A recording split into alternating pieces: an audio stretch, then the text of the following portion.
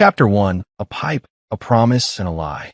The sound of dripping water echoed faintly in the tiled shower stall, each drop hitting the porcelain floor with an almost taunting rhythm. I had my arm buried up to the elbow behind the metal panel, wrestling with the stubborn compression nut on the cold water feed. It was late, just past 11, and every muscle in my back was screaming from bending in awkward positions all day at work. This little leak had been mocking me for weeks, and tonight I decided I wasn't letting it win. Should have just called a damn plumber, I muttered to myself, tightening my grip on the wrench. But a part of me liked fixing things myself. It wasn't just about saving money, it was about keeping control over my home, my family, my life. A muffled memory from earlier in the evening floated back as I worked. She'd stood in the hallway, perfume hanging in the air, wearing that black dress she usually saved for anniversaries. The kind that dipped a little lower at the neckline than necessary, with a slit that showed just enough leg to turn heads. "Don't wait up, babe," she'd said, leaning down to kiss me lightly on the lips. "Just us girls tonight." I remember smirking at her. "Girls' night, huh? You sure you're not going to be hitting on the bartender again? I know how you get after 2 margaritas." She laughed, playfully swatting at my shoulder. "Oh, please. This is Tiffany's bachelorette. No guys allowed." We got an entire list of things to do, and none of them involved men. The words were confident, but now, crouched in the steam-filled shower, I could still hear the faint delay before she answered, as if she was double-checking her own alibi. I noticed things lately. The way she tilted her phone away when I walked into the room. The sudden bursts of laughter at messages I wasn't allowed to see. The lock screen that used to be wide open on the kitchen counter. Little things. Things you tell yourself don't matter until they start stacking up in your head like bricks. 15 years, I told myself, adjusting the wrench again. She's not that kind of woman. She wouldn't. The sound of the neighborhood outside was muted, the occasional car passing, the hum of a distant lawnmower that someone probably shouldn't have been running this late. The house itself felt calm, quiet. Then, a loud slam rattled the front door on its hinges. I froze, my head jerking toward the hallway. The metal wrench clanged softly against the pipe as I let it hang in my grip. My first thought was that maybe something happened. Maybe she came home early because someone got sick or the party ended sooner. But then I heard the footsteps. Heavy, uneven. 2 sets, one shuffling, the other almost dragging. The voice came next. High, strained, and familiar. "Dad." It was our daughter, Emily. Her tone wasn't casual. It had that urgent edge that makes your stomach tighten before you even know why. I stepped out of the shower stall, wiping my wet hands on the towel hanging from the rack. "Yeah, Em? What's up?" There was a pause. Then she appeared in the doorway, her arm wrapped tightly around her mother's waist, practically holding her up. My wife's hair was a tangled mess, clinging to her damp forehead. Her lipstick, red, the same shade she wore the night we got engaged, was smeared so far beyond her lips, it looked like she'd been wiping her mouth with the back of her hand. She wasn't wearing her heels. They dangled from her left hand by the straps, and her right ankle wobbled as she leaned into our daughter for balance. "Dad," Emily said again, this time more firmly, "we need the shower now." I blinked at them. I just need a couple more minutes to finish up this pipe." "What's going on?" Emily tightened her grip around her mother, who let out a low, slurred laugh at nothing in particular. "We need it now," Emily repeated, a little sharper this time. Something about the way she looked at me, like she was trying to keep her expression neutral, but couldn't quite hide the disgust, made the back of my neck prickle. I stepped back toward the wall, still confused. "All right, but you're going to have to give me a sec to..." Before I could finish, Emily moved forward quickly, her shoulder brushing mine as she guided her mother past me. It wasn't just urgency, it was a shove. Not hard enough to knock me over, but forceful enough to tell me I was in the way. That's when the smell hit me. Not just alcohol, though that was strong enough to make me wince, but something else. A scent I recognized immediately and hated just as fast. Men's cologne. It wasn't mine. I glanced at my wife's face as she passed. Her eyes were half-lidded, unfocused. There was a faint smudge along the strap of her dress, like maybe a hand, someone else's, had been there. "What's going on?" I asked again, this time slower, the words edged with suspicion. Emily didn't look at me. She kept her eyes forward, jaw tight. I know it's sick, she muttered, almost under her breath. But that's what happened. My brow furrowed. What's that supposed to mean? She didn't answer. Instead, she turned her attention to peeling the dress off her mother's shoulder, the fabric catching slightly on a piece of jewelry. The motion was clinical, almost impatient, like she just wanted it gone. And then, as the dress slipped down, my view caught details that made my stomach knot. The faint outline of lipstick, different from hers, on her collarbone. The mess of her hair that looked less like she'd been dancing and more like she'd been tangled up in something else entirely. For a moment, I just stood there, not moving, not breathing, my wrench still in my hand, dripping water onto the tile. Emily's voice came again, sharper now. Dad, please. Just go. But my eyes were locked on my wife, who barely seemed to register where she was. Her head tilted back slightly, a lazy smile on her face, like she was remembering something she didn't mind keeping to herself. I felt heat rising in my chest, not the kind from anger, not yet, but from that slow, dawning realization that the night had shifted into unfamiliar territory. Emily pulled the dress down further, and the sound of the fabric sliding over skin seemed unnaturally loud in the small, tiled space. She stepped in front of her mother, blocking my view. I didn't move. My mouth opened, ready to demand an explanation, to push past the fog of confusion settling over me. But then Emily's voice, low and flat, cut through the air. I know it's sick, but that's what happened. She didn't look at me when she said it. As she pulled the dress completely off her mother's body, my face froze in shock. Chapter 2. Dad, we need the shower now. Steam clung to the bathroom mirrors, curling in lazy tendrils toward the ceiling. I was still crouched in the shower stall, wrench in hand, squinting at the stubborn fitting. The door had cracked open only a moment earlier, but now my daughter stood fully in the doorway, bracing herself like she was about to deliver bad news. Her tone was clipped. Dad, we need the shower now. I straightened, still gripping the wrench. What? I just need 2 more minutes to check for leaks. Almost done here. Her expression didn't soften. If anything, it hardened. Now, Dad, please. The please didn't sound polite. It sounded like an order wrapped in desperation. I frowned, water still dripping from the pipe behind me. What's the rush? You guys spill something? Get caught in the rain? I tried for a half smile, the kind you give when you think there's a misunderstanding. She stepped further inside, her free hand tightening on her mother's arm. My wife looked wrong. Her head lolled slightly to one side, her eyes half shut, mouth curled in a hazy, detached smile. Her cheeks were flushed, not from laughter, but from whatever she'd been pouring down her throat tonight. Emily adjusted her stance, sliding her mother forward. Dad, just get out. I shifted to block them instinctively. Emily, hold on. You can't just... She cut me off, her voice breaking. I said get out. For a second, I didn't move. I was too busy staring at her face. The pale skin, the clenched jaw, the way her eyes darted away from mine. I'd seen that look before, on people trying hard not to say something they shouldn't. I took a slow breath, my voice low. What's going on? Emily's shoulders stiffened. She kept her eyes down as she muttered, I know it's sick, but that's what happened.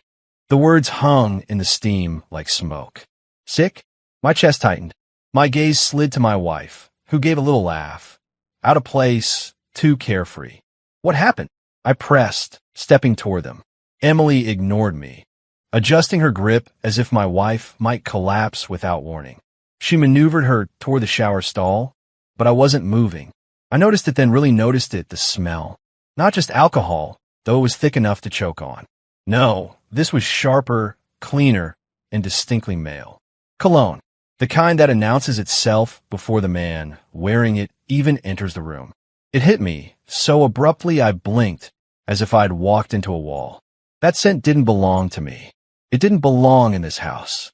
My voice came out quieter than I expected. Why does she smell like that? Emily's tone was firm, almost panicked. Not now, but I was already scanning the details like my mind had switched into slow motion. The smudged lipstick creeping past her natural lip line. The single strap of her black dress hanging limply off one shoulder, a thread sticking out where the seam had split. the faint shimmer of glitter on her collarbone, glitter she hadn't left the house wearing.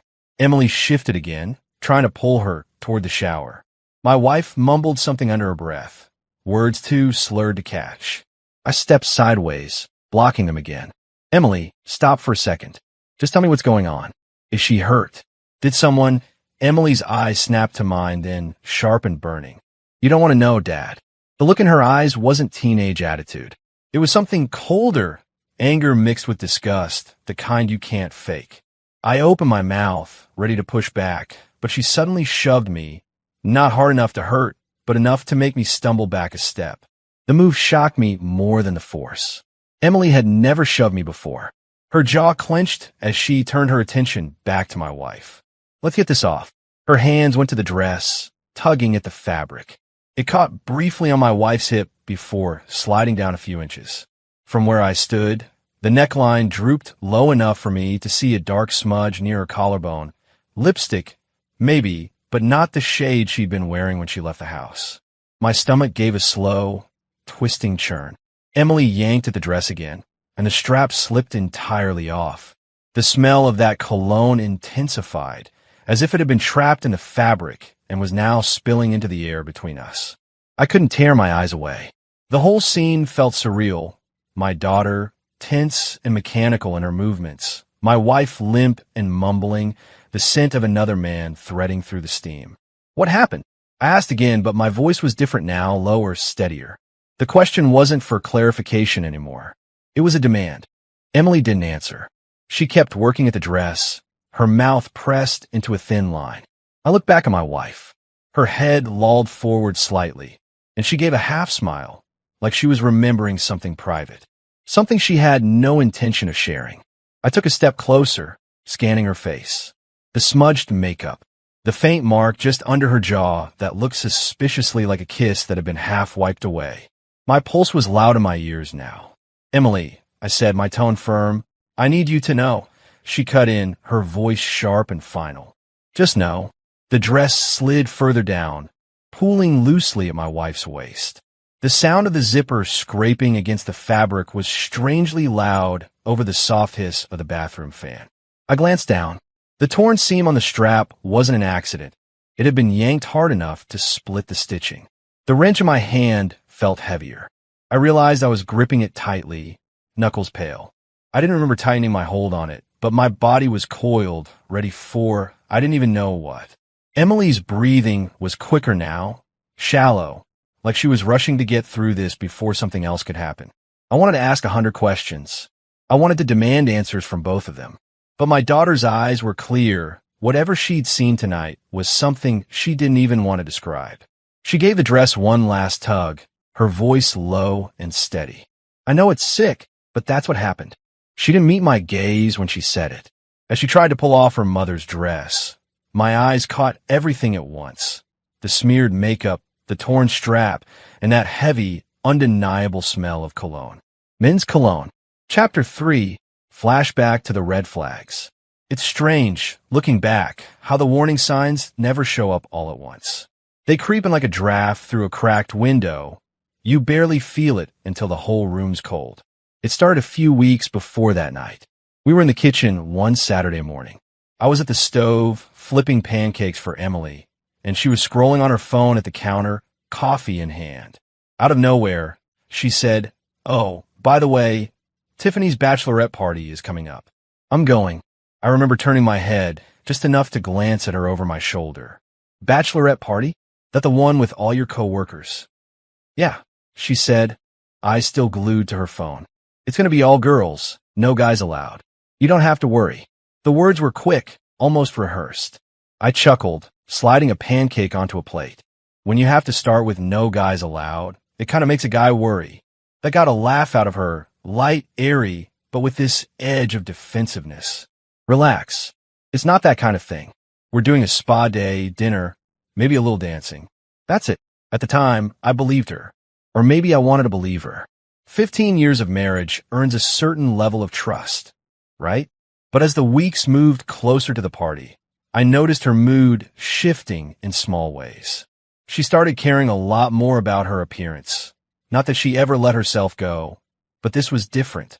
She'd come out of the bedroom in a low-cut top for drinks with the girls, when she used to just wear jeans and a sweater. She tried on dresses that clung in ways I hadn't seen her wear in years, standing in front of the mirror, twisting at the hips to see herself from every angle. I make little comments, teasing. Trying to turn some heads tonight? She'd smirk and say, "Is it a crime to look good?" And then grab her clutch before I could answer. Then there was the phone. God, the phone. It used to be something she left on the kitchen counter, face up, when she wanted to take a shower. If it buzzed, I'd glance over without a second thought. But lately, it was always face down. The lock screen changed from a simple swipe to a 6-digit code, one I didn't know. One night, she was laughing at something, scrolling fast, thumbs moving quick like she was deleting something before I could see. I walked past and asked, "What's so funny?" She tilted the screen away. "Just a stupid meme from one of the girls." I raised an eyebrow. "Let's see it." She shook her head, smiling. "You wouldn't get it." It wasn't the answer itself that bothered me. It was the way she said it. Playful, but with a shield behind it. Like she was daring me to push further. At home, there were other changes. Small at first, then obvious. She stopped asking how my day was. When I tried to tell her anyway, she'd nod absently, scrolling through her phone or half watching TV.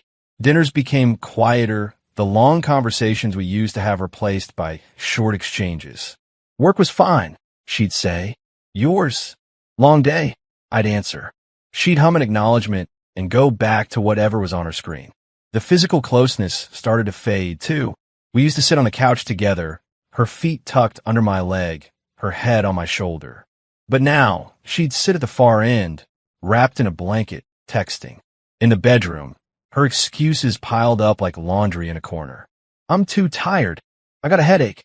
Early meeting tomorrow." At first, I brushed it off. Work was stressful. She was busy. We were getting older. That's what I told myself. But sometimes I'd wake up in the middle of the night and find her lying there, phone in hand, screen lighting her face. She'd quickly put it down and roll over when she realized I was awake. One night, I decided to say something. "You've been distant lately," I told her, lying on my side, watching her scroll. She didn't look up. "I'm just tired. Don't start reading into things." "I'm not reading into anything," I said. "I'm just saying I miss how we used to be." It made her sigh, like I just asked her to fix the car on her lunch break. "We've been married 15 years, not 15 days. It's not always going to be fireworks." Her tone was final, so I dropped it. But lying there in the dark, I couldn't shake the hollow feeling in my chest. The week before the party, she spent hours shopping for something fun to wear. When I asked what she bought, she just smiled and said, "You'll see it in pictures if I even take any." The night before the big event, she was buzzing around the bedroom, packing an overnight bag, just in case we crash at a hotel. She slipped a short black dress onto a hanger and hung it on the closet door. "That the dress?" I asked. She turned, holding a curling iron in one hand. "What do you think?" "It's different," I said honestly. It was tighter than anything she'd worn in years, with a slit up the side that showed more thigh than I expected. Her lips curved. "Good different or bad different?" I smiled faintly. "Guess I'll have to trust you." "You always do," she said, turning back to the mirror. And I did. That was the truth. Even with all the little changes, even with the nagging voice in my head telling me something was off, I told myself 15 years. She's not that kind of woman. I wish I'd listened to the voice instead. Chapter 4. The Daughter's Revelation. The hiss of a shower filled the small bathroom, steam rolling upward to fog the mirror. Emily stood inside the stall with her mother, one hand steadying her, the other running the detachable shower head over her bare shoulders. My wife's head lolled forward, eyes half closed, strands of wet hair plastered to her flushed cheeks. I stayed in the doorway, still gripping the edge of the frame like I needed to hold on to something solid. My mind was spinning, but my voice came out low. "Emily, what happened tonight?" Her shoulders stiffened, but she didn't turn. She kept rinsing soap from her mother's arm, speaking in clipped bursts. "I got a call from Aunt Jenna. She said Mom was too drunk to drive home. She asked if I could come get her instead of you, because she thought you were busy." I frowned. "Busy?" "I was fixing a damn pipe. She could have called me." Emily's tone sharpened. "Yeah, well, she didn't." I stayed quiet, waiting. She sighed. shifting her mother's arm under the water. I figured I'd just pick her up. No big deal. But when I got there, the party wasn't in the main room. It was loud, music blasting, women screaming like they were a rock concert. I had to ask a bartender where they were. He pointed me toward this side room in the back. I felt the muscles in my jaw tense. And she hesitated, finally glancing at me over her shoulder. Her eyes weren't just tired, they were furious. And when I walked in, she wasn't sitting with her friends. She wasn't even with them at all. She was in the corner with some guy, shirtless, wearing a stupid cowboy hat, grinding on him like she didn't have a husband or a daughter in the world. The words hit like a punch to the ribs. My mouth went dry, but I forced myself to keep still. Emily turned back to her mother, who wobbled under the water. His hands were all over her dad, up her sides, around her waist, and she was laughing like it was the best night of her life. My wife let out a small laugh at nothing in particular, like she was still somewhere else entirely. I swallowed hard. She didn't see you? Emily's voice dropped, bitter. Not at first. I stood there for a good 10 seconds, just watching because I couldn't even process it. And she didn't even notice me until I screamed at her. The shower head slipped in Emily's grip for a second, spraying the wall. She caught it quickly, muttering under her breath, then turned the water slightly warmer. I yelled her name, she continued, and she looked at me like I was ruining her night, like I was the problem. My wife's knees buckled slightly, and Emily caught her under the arm. Careful, she muttered to her, then looked at me again. I stayed silent, my thoughts moving too fast to pin down. The image of a shirtless man in a cowboy hat pressed against my wife burned itself into my mind. I could practically see the scene, music thumping, cheap cologne mixing with spilled liquor, her dress riding up while some stranger's hands roamed. Emily's voice snapped me back. Do you know how embarrassing that was? Not just for me, for her, for you, for all of us. Her face flushed as she spoke, but she kept her voice low, controlled. I took a slow breath. Did she say anything? When you got to her? Emily shook her head, just laughed, told me to relax. Like I was overreacting, like it was just some harmless fun. The steam in the bathroom was thick now, but it wasn't the heat that made my skin feel tight. It was the clarity settling in. Was anyone else there? I asked. Some of her co-workers, yeah, and a couple women I didn't know. They were cheering her on. Emily's mouth twisted. One of them actually tried to hand me a drink. I stared at the tiled floor for a moment, the water droplets running toward the drain in small, chaotic paths. Every instinct I had screamed to demand answers right then and there, to drag the truth out of her while she was too drunk to lie. But something in me shifted. My pulse slowed. My voice, when it came, was steady, almost too steady. Emily noticed. Her brows furrowed. Dad? I shook my head slightly. Finished getting her cleaned up. I'll be downstairs. She watched me for a moment, then turned back to her task, muttering something under her breath I couldn't quite catch. I stepped out of the doorway, but I didn't go far. I stayed just out of sight, leaning against the wall, listening to the sound of the shower and my daughter's low, tense voice as she spoke to her mother. I couldn't make out the words, but the tone was sharp, full of anger and disappointment. I didn't feel anger, not yet. That would come later. What I felt now was a strange, cold clarity settling in my bones. The kind of clarity that comes when something you've been denying finally slaps you in the face. Chapter 5, The Confrontation begins. The house was quiet now, except for the faint ticking of the clock on the living room wall. Midnight had passed. Emily had gone to her room without another word after helping her mother change into pajamas and making sure she didn't collapse on the bed. I sat in the armchair across from the couch, elbows resting on my knees, fingers laced together. My wife sat opposite me, head resting against the cushions. She looked tired, messy hair, smudged eyeliner clinging stubbornly beneath her eyes, a blanket draped over her shoulders. The faint smell of men's cologne still lingered beneath the soap.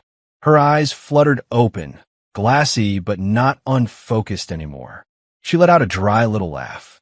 Why are you staring at me like that? I didn't answer right away.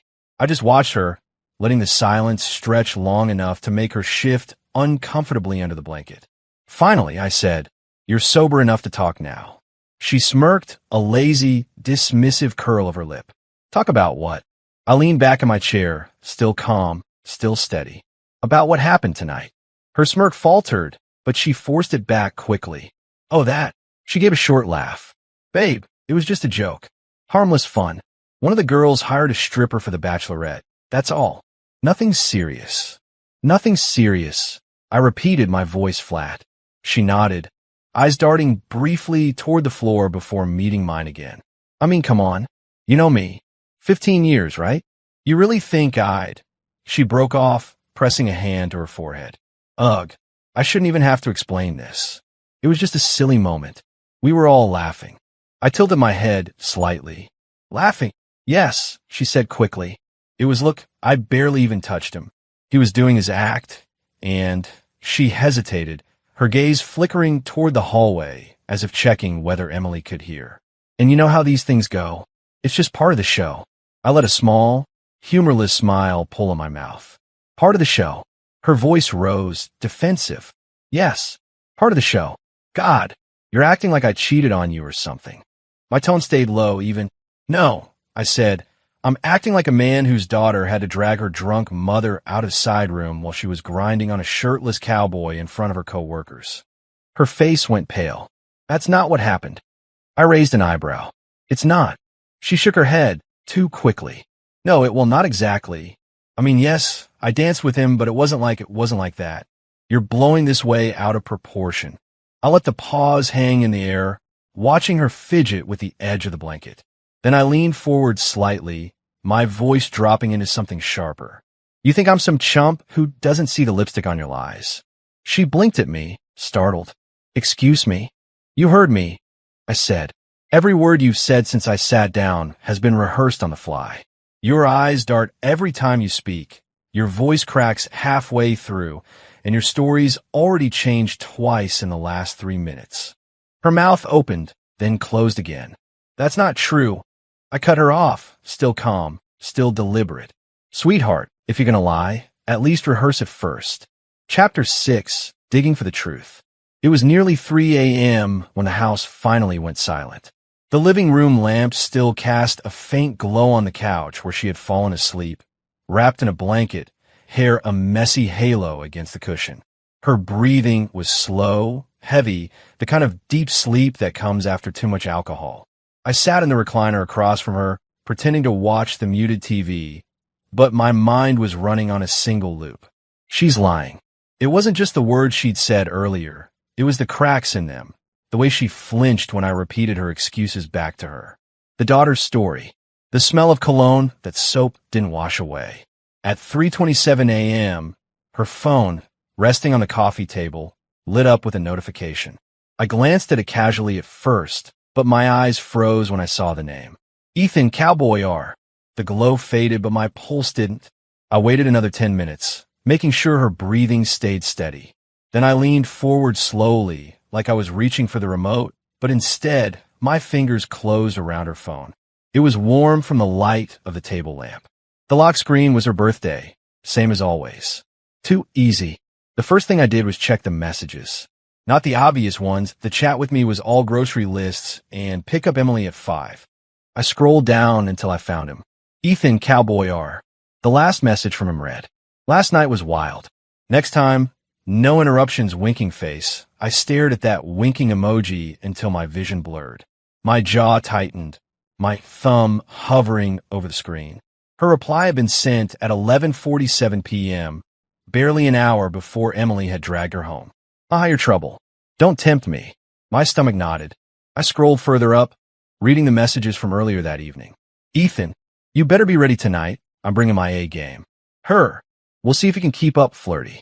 Casual, the kind of tone you use when there's already chemistry. I put the phone down for a moment, leaning back, trying to breathe. My hands were cold despite the heat in my chest. I needed more than just this.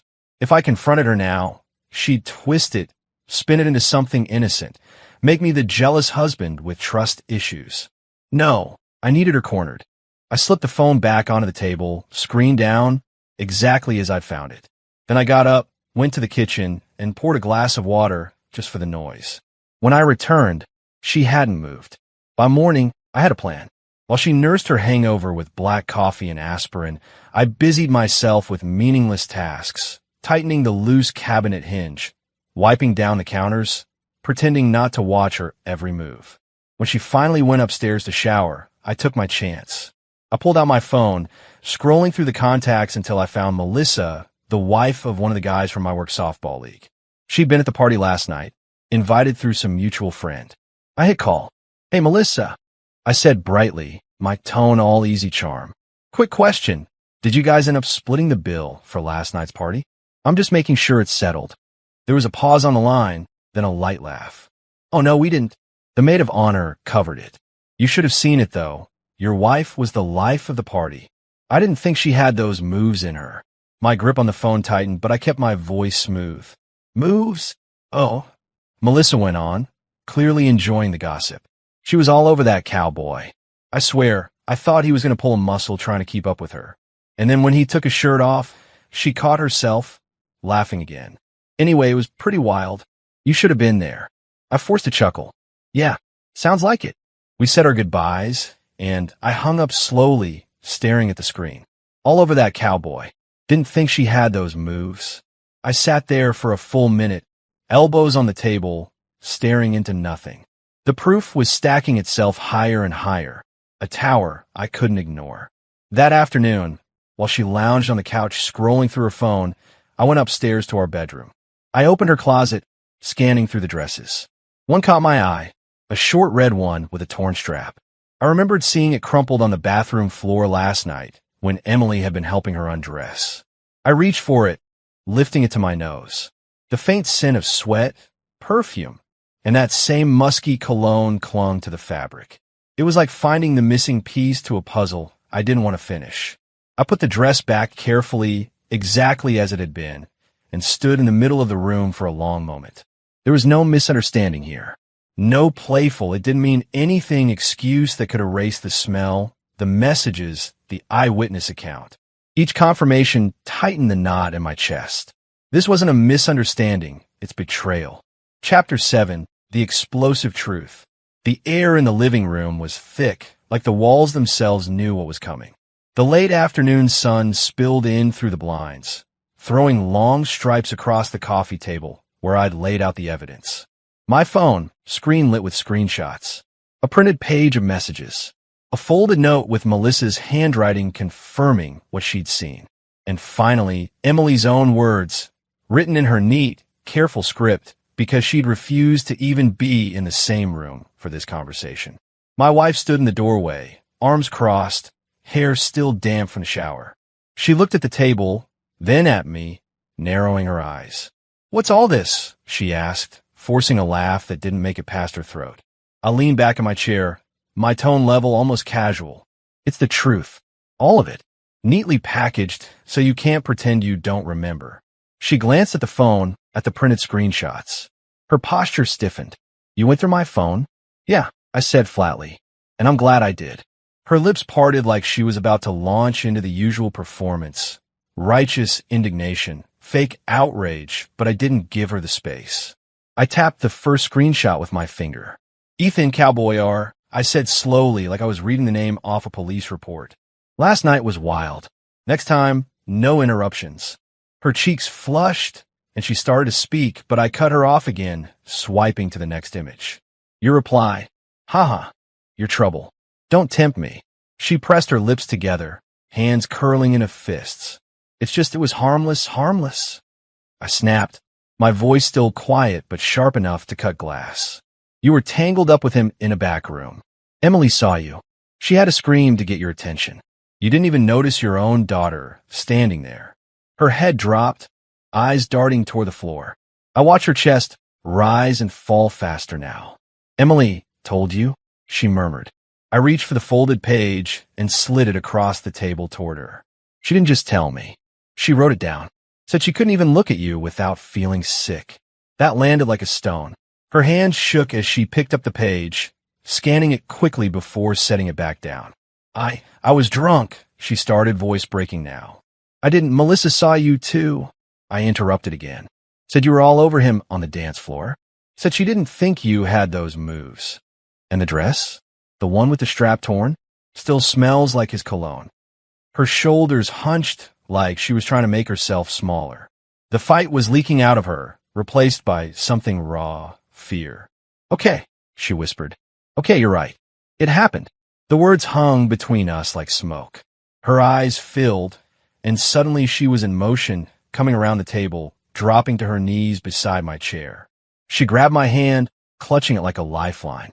It was a stupid one-night thing, she said in a rush, her voice thick with tears. It didn't mean anything. I was drunk, I wasn't thinking, and I swear to God, it'll never happen again. Please, please don't let this be the end of us. I stared down at her. Her mascara was starting to smudge, tiny black rivers cutting through her foundation. Her fingers tightened around mine, trembling. You think I'm going to just erase this? I asked quietly. 15 years, and you traded it for one drunk grope with a guy in rented pants. She flinched at the words. It wasn't don't, I said, my tone like ice. You really think I'm staying after that? Chapter 8, The Fallout. It didn't take long for the cracks to spread. The first ripple came from upstairs, the sound of Emily's bedroom, door slamming, so hard the picture frames in the hallway rattled. She hadn't looked at her mother since that night, hadn't said a single word to her. When she passed through the kitchen in the mornings, she'd grab her lunch without so much as a glance. No good morning, no bye, Mom. Just silence, sharp and cold. I'd never seen Emily like that. She was stubborn, sure, but she'd always had a soft spot for her mother. Now, it was like someone had switched that off, replaced it with something brittle and angry. One evening, I came home to find her in the garage, sitting on the step that led into the house, head bent over her phone. I didn't have to ask what was wrong. She was scrolling through old family pictures, beach trips, birthdays, Christmas mornings, and her face looked like she was watching a funeral. She doesn't even care, Emily muttered without looking up. She cares, I said, leaning on the workbench. She just doesn't want to admit what she's done. Emily finally looked at me, eyes red-rimmed. Then she's even worse than I thought. Meanwhile, word was leaking out. First through Melissa, then through the grapevine of concerned friends who didn't know when to keep their mouths shut. It wasn't long before her family got wind of it. The first call came from her sister, Jessica. It was one night, she said, voice tight with that fake sympathy people put on when they're trying to sound wise. She made a mistake. You've been together 15 years. Are you really going to throw it away over this? I sat at my desk, staring out the window at the maple tree in the yard. A mistake, I repeated slowly. Jessica, forgetting to pay the electric bill is a mistake. Forgetting an anniversary is a mistake. This, I'll let the word hang, sharp. This was a choice. And she made it, over and over the entire night. Jessica sighed heavily. You're being too harsh. I laughed once, short and humorless. Harsh would have been throwing her stuff in the street. This is me being calm. Her mother called next. That one I let go to voicemail. Later, I listened to it while I was in the workshop. Same script, different voice. She's human, her mother said. We all slip up. Marriage is about forgiveness, son. I deleted the message without replying. In the house, the atmosphere was different now, dense, almost humid with tension. We moved like strangers in the same building, careful not to bump into each other in the hallways. She'd start to speak sometimes, a tentative "can we talk?" on her lips, but I'd brush past her without slowing down. 3 days after the confrontation, I moved into the guest room. No dramatic scene, no shouting. Just carry my pillow and a change of clothes down the hall and shut the door behind me. The bed was smaller, the mattress harder, but the silence? That was worth every second of discomfort. The first night, she knocked softly. Please, she said through the door, voice trembling. I can't sleep without you. You should have thought about that before, I said, not raising my voice, not moving to open the door. There was a pause, then the sound of her footsteps retreating. The next change was the workshop. That space had always been mine, my tools, my projects, my quiet. But I realized I'd left the lock unchanged since the day we moved in. That afternoon, I drove to the hardware store, bought a new deadbolt, and installed it before dinner. She noticed. What's with the lock? She asked, leaning in the doorway of the kitchen as I rinsed a plate. Boundaries, I said simply. Her brow furrowed. It's not like I was going in there. I dried my hands and looked her dead in the eye. Not anymore, you not. That shut her up. But the real shift came when I started moving money. Quietly, methodically. I'd always handled most of our finances, so the accounts were familiar territory. A transfer here, a withdrawal there. New account in my name only at a different bank. I didn't do it in a rush. I wanted it to be deliberate, calculated. One evening, I sat at the kitchen table with my laptop, typing in the final details for another transfer. She came in, poured herself a glass of water, and hovered like she wanted to ask what I was doing. Instead, she said, Are we going to be okay? I didn't look up from the screen. Define okay. You know what I mean, she whispered. I hit the confirm button and closed the laptop. No, I said, we're not. Her eyes glistened, and for a second, I thought she might break down again. But she just nodded slowly, as if she finally understood that the ground under her feet wasn't just shaky, it was gone entirely. By the end of that week, the lines were drawn. Emily spoke to me. I spoke to Emily. The two of them didn't speak to each other. And me? I slept fine in the guest room. The workshop was mine again, and my money was exactly where I wanted it, out of her reach. Chapter 9, The Revenge. I decided early on there'd be no fireworks. No shouting matches in the driveway. No rage posts online. No plates shattering against the wall. That's what she expected. She'd brace for it, dig in, maybe even turn herself into the victim. No, I was going to dismantle her carefully, one calm move at a time. So when her cousin sent out the invite to the annual summer barbecue, I knew exactly where I'd be that Saturday. I arrived early, pulling up in the freshly washed truck, wearing a crisp button-down and jeans that still had the store crease in them. Fresh haircut, light cologne, watch polished. If you were going to tell a story without words, you had to look the part. Walking up the driveway, I caught the first few stares, people trying not to show they'd heard the whispers. The trick was to meet their eyes, smile like I didn't have a care in the world, and keep walking. Hey, her Uncle Ron called, clapping me on the back. You're looking sharp. What's the occasion? No occasion, I said, grinning. Just enjoying the single life. Feels good. Ron chuckled, not sure whether I was joking. Single life, huh? I took a sip of the beer someone had handed me and let the pause hang just long enough. Yeah, been a nice upgrade, honestly.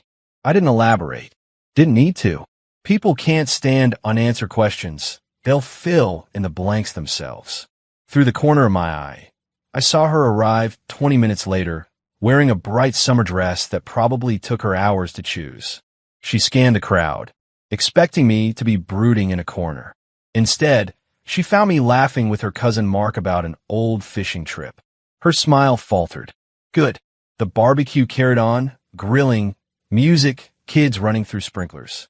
But I made sure to float between conversations like I didn't have a tether. I laughed easily, asked people about their lives, complimented their kids, made myself the most approachable man there. The contrast was deliberate, me at ease, her glancing over, tight-lipped. At one point, I caught her sister whispering something to a friend, eyes flicking toward me. The friend's brows rose. I didn't have to guess what she was hearing. After lunch, I was tossing a football with her teenage nephew when an old family friend, Carol, sidled up. So, I heard you and Rachel are taking some space, she asked, voice all fake innocence. I smiled, catching the ball one-handed. Something like that. Turns out trust is kind of important to me. Oh, her eyes sharpened like a hawk's. I didn't know. I tossed the football back to the kid. Well, you'll hear, I said simply. It was like lighting a match in dry grass. By dessert, I could feel the shift, more eyes on her, fewer smiles in her direction. The whispers had moved from the shady corner of the yard to the open patio. I never said anything explosive, just small truths dropped like breadcrumbs. How have you been? Someone would ask. Better now that I know where I stand. I'd reply. Must be hard, another would say. Not as hard as pretending nothing happened, I'd answer. By the time people started packing up to leave, the temperature between us was icy. She avoided me entirely, lingering in the kitchen with the host. But every time she passed through the yard, I caught someone giving her the side eye. Quick, sharp, judgmental. Exactly what I wanted. On the drive home, I didn't even think about her. I thought about the beauty of restraint. If you burn a bridge in a fit of rage, people remember the fire. If you quietly build a new road and leave the bridge to rot, they noticed the decay on their own. The next week, the effect doubled. At the grocery store, I ran into one of the wives from that infamous party. She hesitated in the aisle, like she wasn't sure if she should say hi. I heard, she finally said, her voice dropping. I nodded. Yeah, not much else to say. She glanced toward the produce section, while my wife was standing by the apples, staring at her phone. Then she looked back at me, her expression unreadable. Guess not. Moments like that were better than any public blow-up. You can't control how people see you in a shouting match, but when they piece it together themselves, that sticks. Every social gathering became a stage. I didn't badmouth her directly. I just let the truth be the loudest person in the room. I'd walk in, smile, and let someone else bring it up first. And they always did. By the end of the month, she was the one shrinking into herself in public, scanning faces to see who knew. I didn't have to raise my voice. The facts did the work for me. Soon, she was the one getting side eyes in public, not me. Chapter 10, The Lesson. The courthouse waiting room was a cold, sterile place filled with uncomfortable chairs and the quiet shuffle of paperwork. I sat alone, fingers tapping nervously against the wooden armrest, waiting for the judge to call our case. My wife arrived a few minutes later, wearing the kind of expensive suit she'd always loved, the one that screamed power and control. But tonight, the sharp lines and crisp fabric couldn't hide the cracks. Her eyes were glassy, her smile forced, like a mask she was struggling to keep in place. The bailiff's voice echoed down the hall. Case number 37B, Smith versus Smith. All parties present, please proceed to courtroom 3. I stood, buttoned my jacket, and walked in, each step heavy with years of memories, of promises, and the betrayal that had shattered them. She followed silently, eyes fixed on the floor. The judge was a no-nonsense woman, mid-50s, with an air of authority that demanded respect. She glanced at the file, then up at us. We are here to finalize the divorce between Mr. and Mrs. Smith. Are both parties prepared to proceed? I nodded. Yes, Your Honor. My wife's voice was barely audible. Yes. The lawyer representing her began immediately, making a case for alimony, an amount that was generous considering the circumstances. My client sacrificed her career for family, Your Honor. She deserves support. I listened, steady and calm, as my mind replayed the last months, the nights of deception, the lies, the way she'd thrown 15 years away for a reckless mistake. When it was my turn, I didn't hesitate. Your Honor, I began, voice firm. 15 years of marriage is a long time, and loyalty is the foundation of any relationship. What my wife did wasn't a mistake, it was a choice. A betrayal that has consequences. I pulled out a folder from my briefcase and handed it to the judge, screenshots, witness statements, Emily's written account. I am more than willing to support a fair settlement, but I cannot and will not reward infidelity. The courtroom was silent, except for the rustle of papers. The judge looked over the documents carefully, then met my gaze. Mr. Smith, your stance is clear. I nodded. Thank you, Your Honor. The hearing proceeded, formal and procedural. When the final papers were signed, the judge pronounced the decree and dismissed us. As we stood to leave, she looked at me, eyes wide, searching for something. I met her gaze squarely. Loyalty's a one-way street, I said quietly, and if you walk off it, don't expect me to follow. With that, I turned and walked away, head held high. Outside, the sun was setting, casting long shadows across the courthouse steps. I took a deep breath, feeling the weight lift from my shoulders. In the end, I didn't lose a wife, I lost a liar. And that's the best deal I've ever made.